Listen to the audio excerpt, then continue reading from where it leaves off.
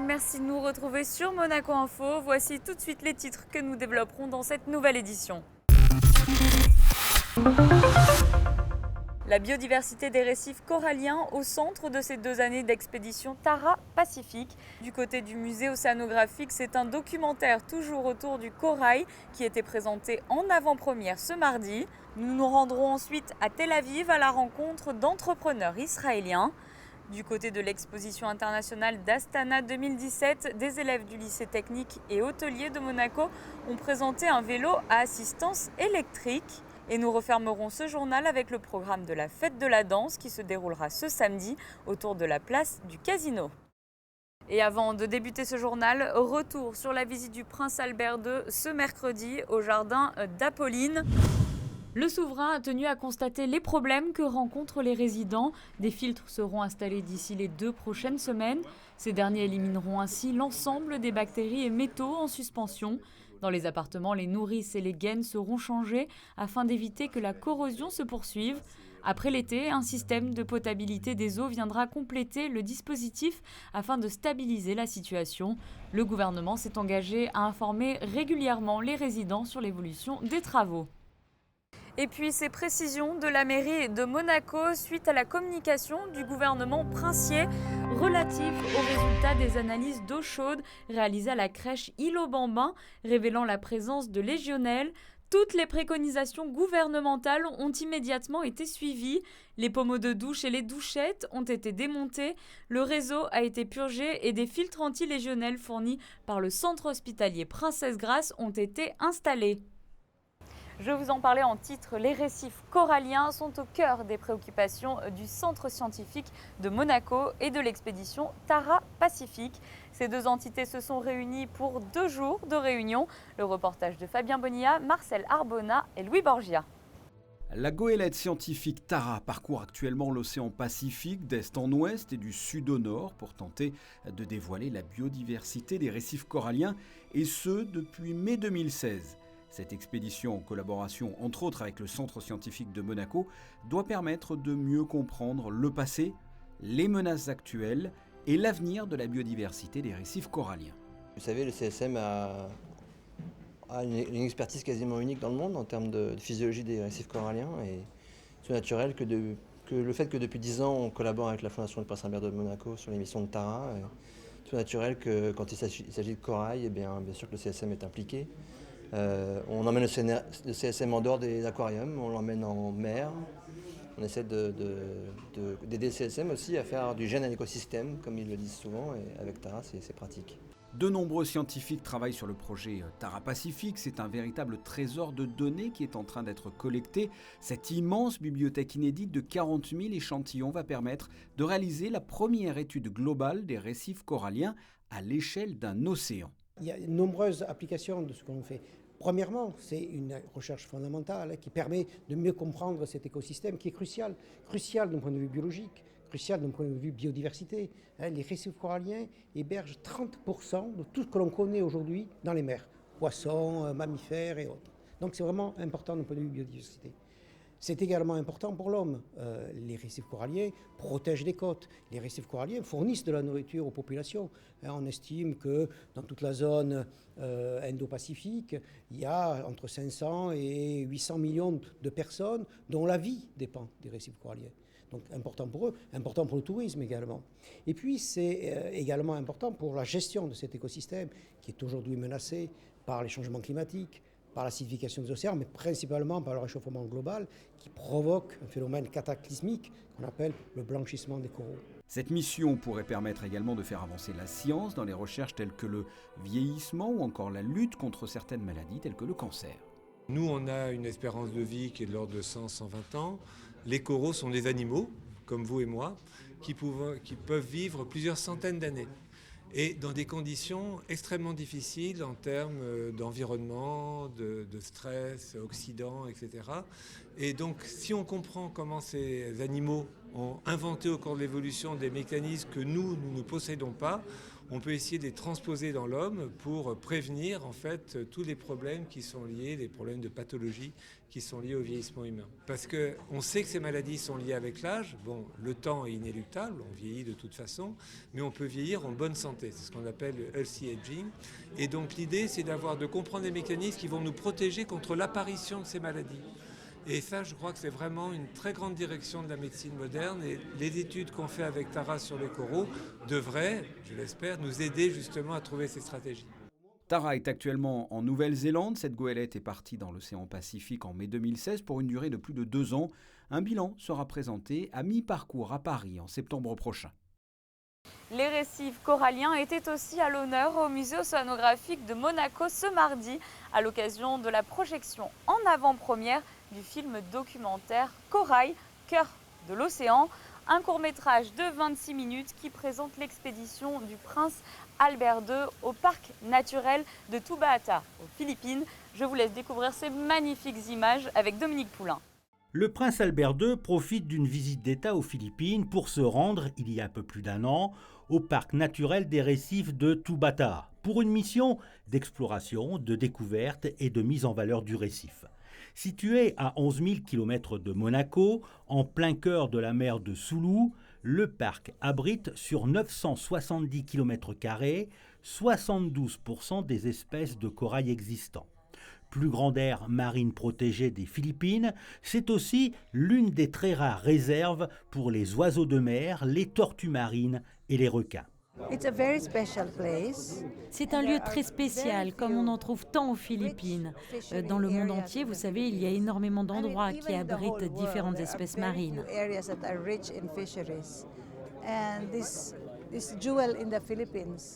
Ce bijou dont on dispose aux Philippines, on doit absolument en prendre soin. Et c'est un challenge et une joie pour moi que d'avoir la responsabilité de s'en occuper. Et pour cela, beaucoup de gens nous aident. C'est le cas de l'Institut océanographique de Monaco, mais il y a d'autres personnes et même des artistes qui contribuent aussi à la préservation de Tubaata. Cette expédition est l'occasion pour le prince Albert II de constater la gestion exemplaire du parc et de mettre en lumière l'importance des aires marines protégées. Le souverain en profite aussi pour participer à la pose de balises Argos sur des tortues marines dans le cadre d'un programme de protection de ces animaux. Afin de mettre en lumière l'exemple du parc de Tubaata, un film documentaire Corail, cœur de l'océan est réalisé. Un court-métrage de 26 minutes présenté en avant-première au musée océanographique en présence du prince Albert, du consul des Philippines à Monaco, de la directrice du parc et de l'équipe de tournage du film.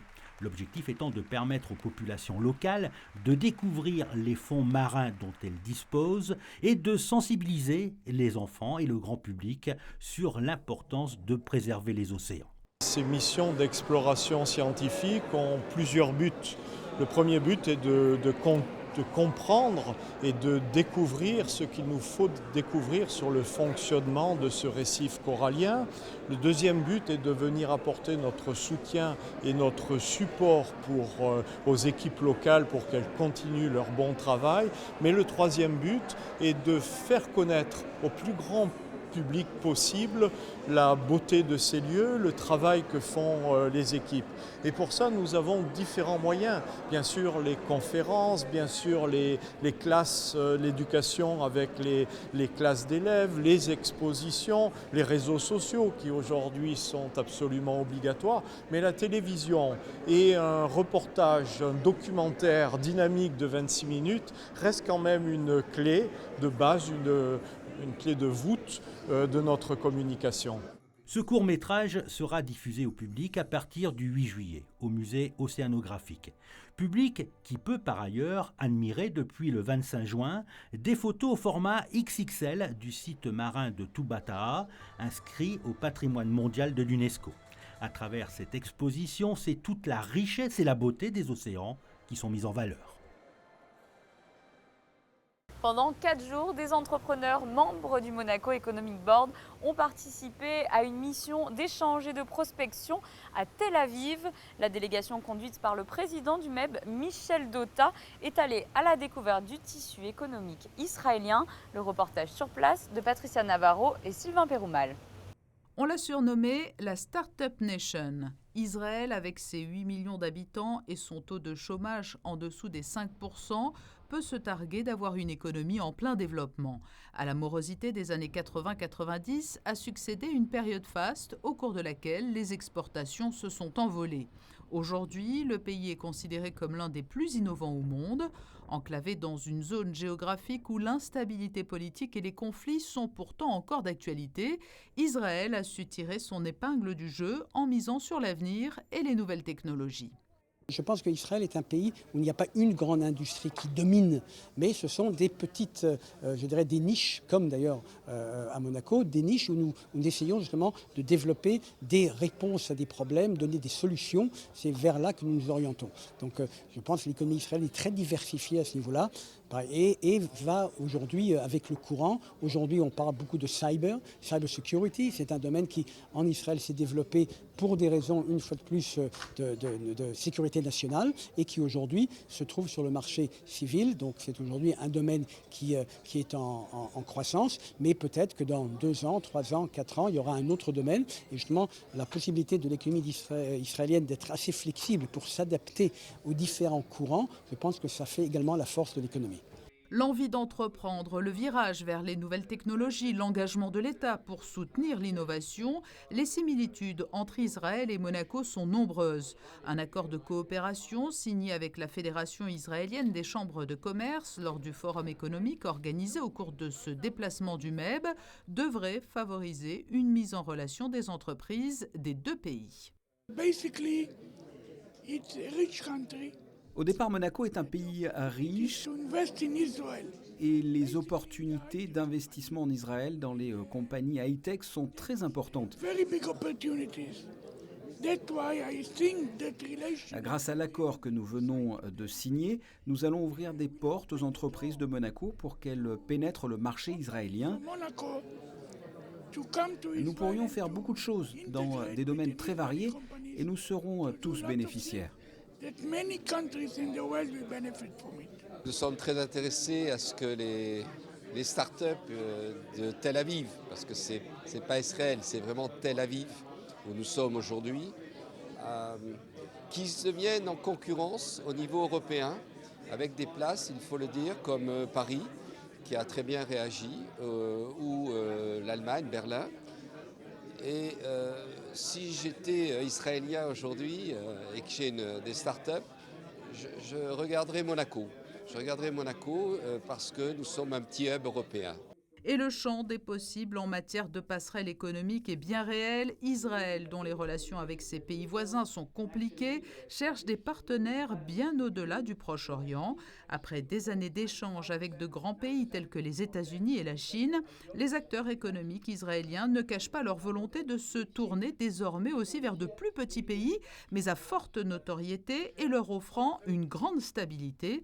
La principauté fait donc figure de candidate idéale pour leur offrir une plateforme de rayonnement sur toute l'Europe. Suite et fin de notre série de reportages au Kazakhstan. En marge de l'exposition internationale Astana 2017, des élèves du lycée technique et hôtelier de Monaco ont présenté leur création, un vélo à assistance électrique. Vanessa Dessy vous en dit plus. Il est considéré comme le projet coup de cœur de la direction de l'éducation nationale, de la jeunesse et des sports. Quelques étudiants du lycée technique et hôtelier de Monaco ont présenté leur création, un vélo à assistance électrique. Le dévoilement officiel du prototype a eu lieu à l'occasion de l'exposition internationale à Astana en présence du souverain. 2 ans ont été nécessaires afin d'arriver au terme de cette ingénieuse conception. C'est un projet qui est né il y a 2 ans et demi. Avec une double entrée, si je peux me permettre. Tout d'abord, nous avions le souci au sein du lycée technique et hôtelier qui possède une section industrielle de rénover un petit peu cette image de cette section génie industriel qui est souvent tachée d'une image un petit peu rétro, ancienne. Et bien entendu, en principauté, cela tombait sous le sens. La notion de développement durable, qui est quand même une préoccupation constante, soutenue et portée haut par notre souverain.